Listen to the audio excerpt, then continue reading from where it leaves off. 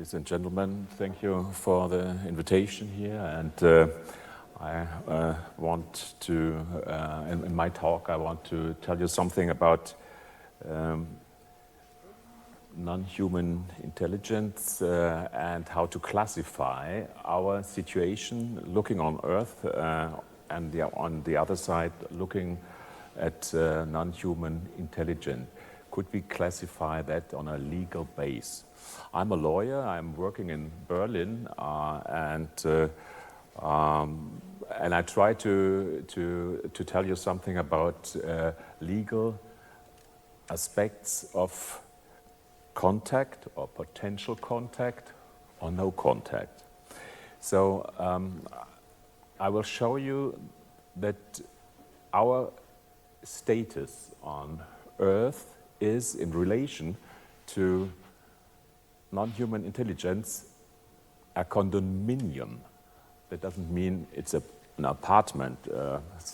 We're talking about a term of international law, and the condominium tells us that there is a territory with people on it, and on the other side you have a power or a few entities, and you have nearly no legal relations in between them. Compare it with a colony where you have a lot of interaction between the colonial power and the colony on the other side. And to take you with me is what do we know about UAP? We don't know much about it, but we know they are real. They are part of our reality. And what we know about what is behind UAP is that there is an intelligence. We don't know what kind of intelligence, maybe extraterrestrials, maybe non-human locals, maybe out of another dimension, plasma balls, what I read a few days ago, or they just are for our surveillance looking at Earth. And by understanding what our status is, I ask you to follow an economical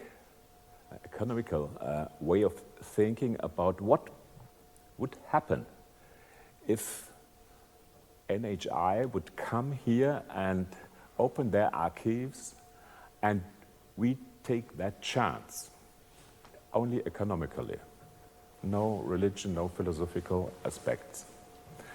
For sure, there will be companies which have filled their pockets with money.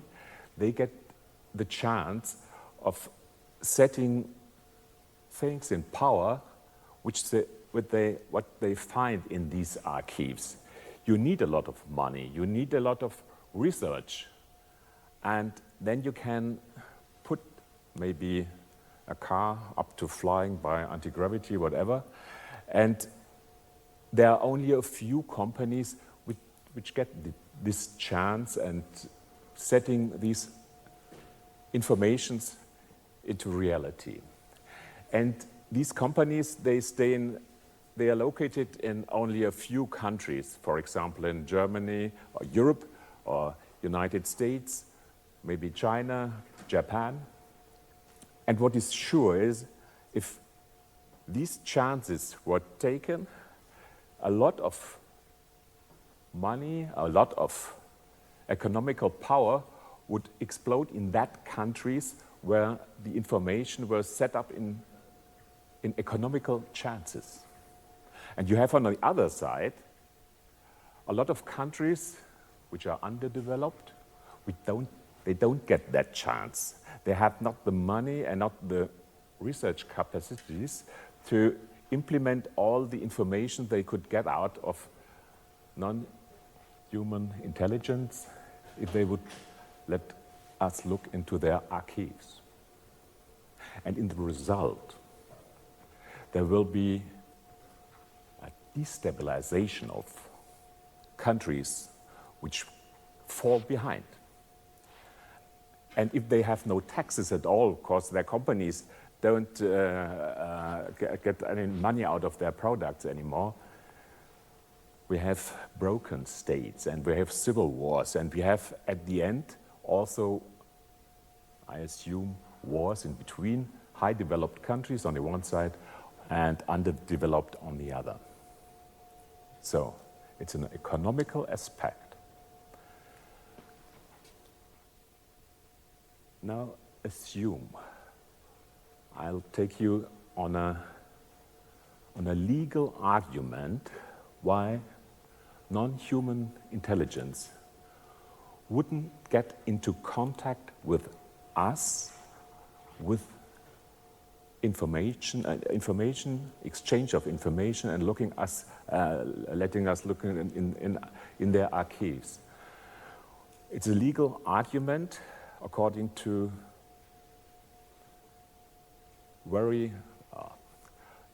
it's a fundamental maxim of legal aspects, and that is neminem ledere. For those who know Latin, you're not allowed to do any harm to anybody, and that is a principle within law. And if you do some harm or damages, you have to compensate, you have to restitute it. And this principle doesn't, it's a maxim, doesn't allow us that non-human intelligence would solve these status of a condominium out into another status. They can't do that because of these legal maxim. They are responsible. Okay, you would say if there are wars, if there's unemployment on earth, it's our fault. No, it's not so simple. So if the intelligence knows what will happen if they have contact, they are liable. They are responsible for what will happen. So they can't do that. In the result, they keep on with the status of a condominium. We have no legal rights according to them. Let's take a colony. A colony is, you have a colony on the one side and the colonial power on the other. They have legal relations. The colonial has a kind of sovereignty, and they can regulate their family affairs and heritages with the local rights they have.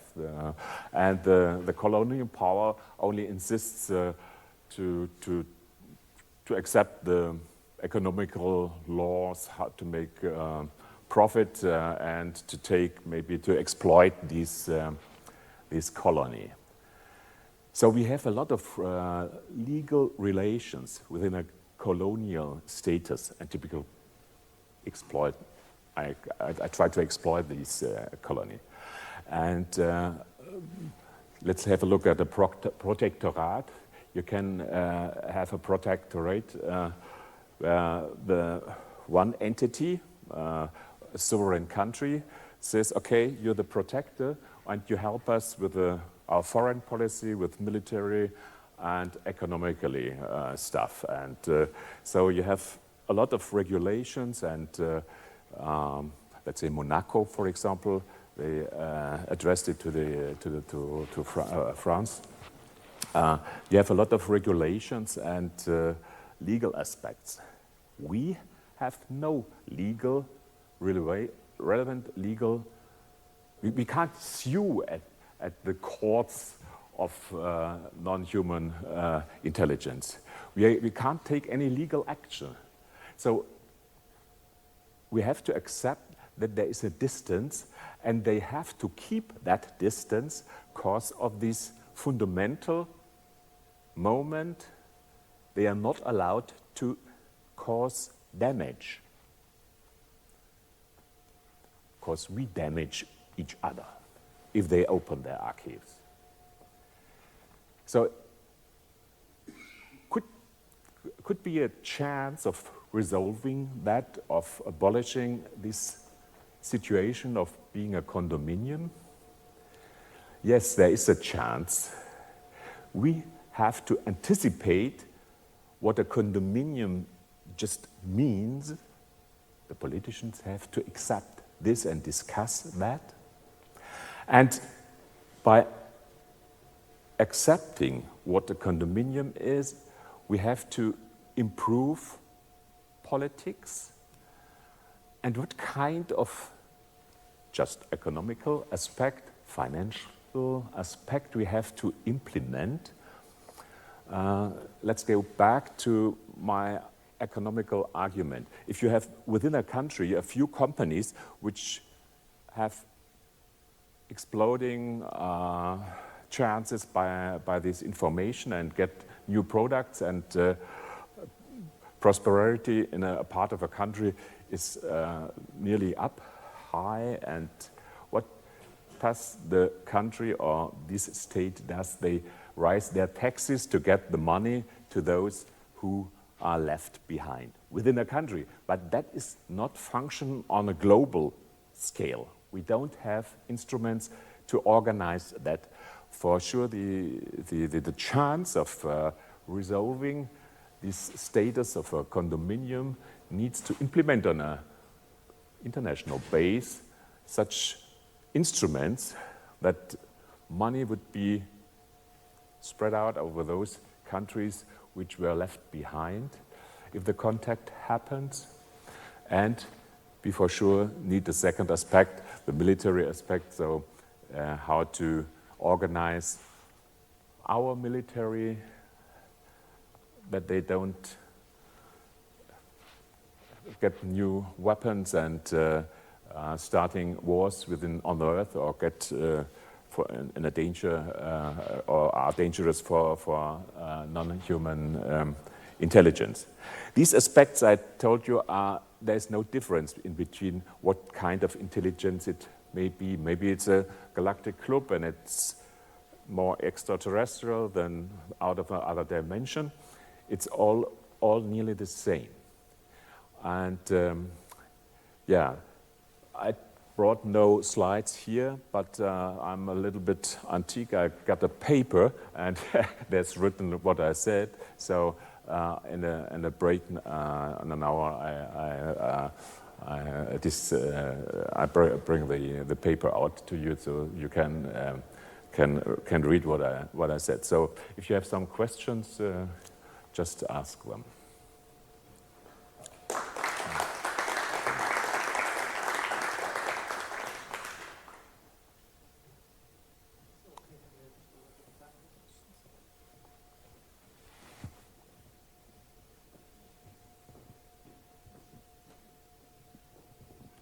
Thank you. You explore the archive issue and the consequences of the opening or the exchanges about this, but did you explore also, as a kind of experience of mind, the sharing of the information as a common good, where there is no proprietary information, where the information existing by itself, and so the non-human intelligence will consider that the information is owned by nobody, but the information is free. Did you explore that as a kind of legal issue? Yeah, to whom belongs the information we are looking for? Maybe we get a new kind of mobility, more better energy, and maybe we are living twice or forever or whatever. So where is this information?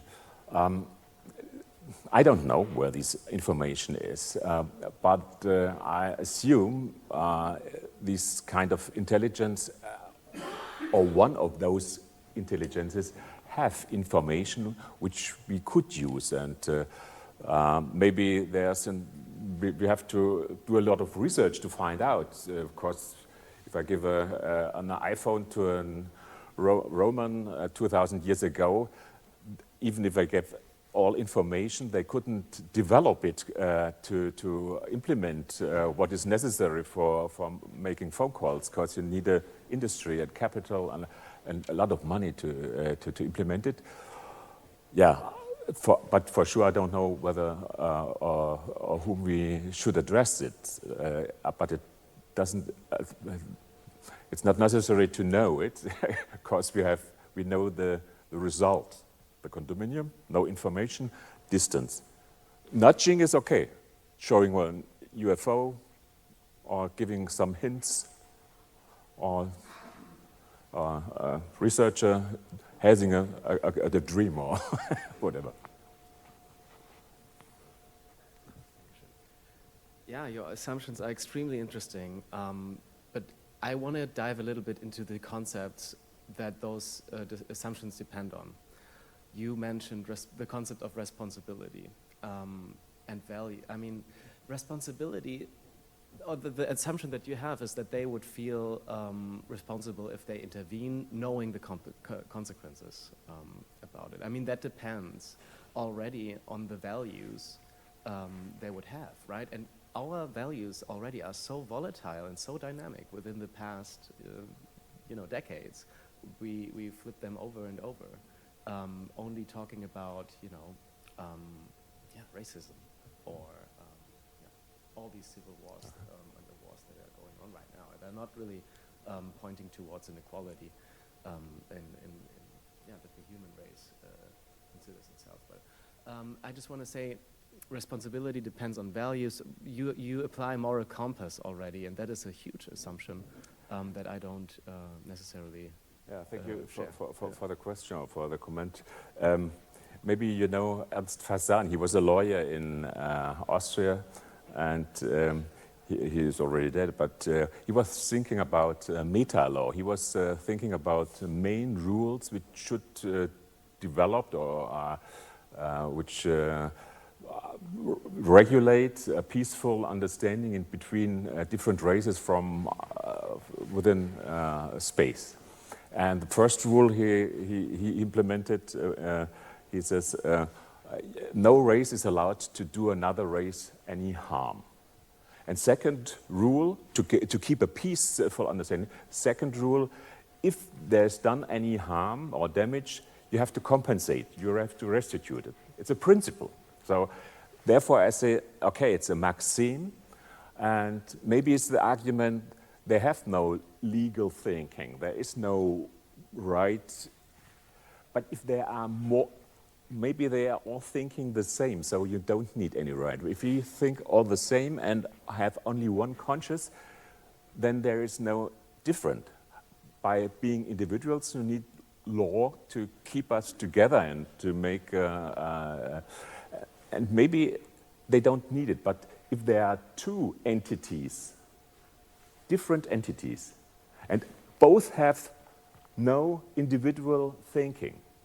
If there are two different entities, they need law to cooperate or to go on war. But even in war, you need regulation. So I think the concept of legal aspects are not so strange for them. But I don't know for sure. Right, the assumption is there's a universal, right, concept of rationality within which you can inscribe both entities. So you have two kinds of differences that form a friction. You have the condominium framing, but then you have this much more difficult framing of the difference in the very structure of the mind and the manner in which that mind structures its world in such a way that it could even make sense to say that there's value. So you have that as the meta-theoretic problem, which has to, in some sense, at least from our perspective, that will be the challenge for us. But from the perspective of the other mind, in a sense, it's just one big case of mens rea. Yes, thank you. It's that two arguments. If they come here, they have to accept our rules. That is one argument. So you can say, okay, they have the power, they don't need to accept it. But second is, if this is a small club of maybe 4 or 5 entities which organized this kind of power of condominium over the earth. They set on rules. All the other, maybe 50 or thousands of entities obey these rules. These rules are obeyed by all who came near. So I think that's it. I have just a comment on, I would like to underline the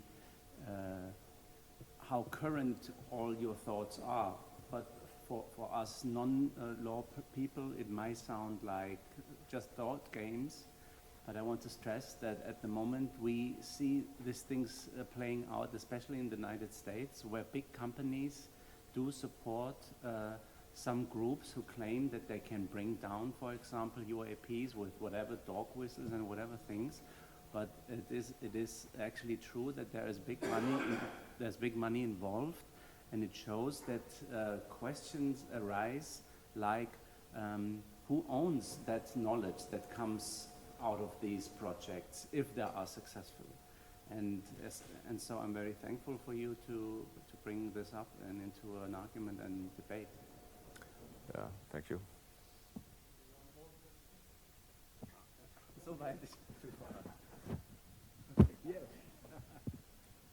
I have just one question. If there would be bad and want to do us harm, Darth Vader sends us a zip file with bad information. Would that be an act of war, and would information then classify as a weapon? Yeah, if they would be bad, they are already here and exploit us. And that's not the case. I just say it doesn't happen. So, yeah, it could happen. I can't exclude it for sure. But I think it's not the case. Okay, so thank you again. Thank you.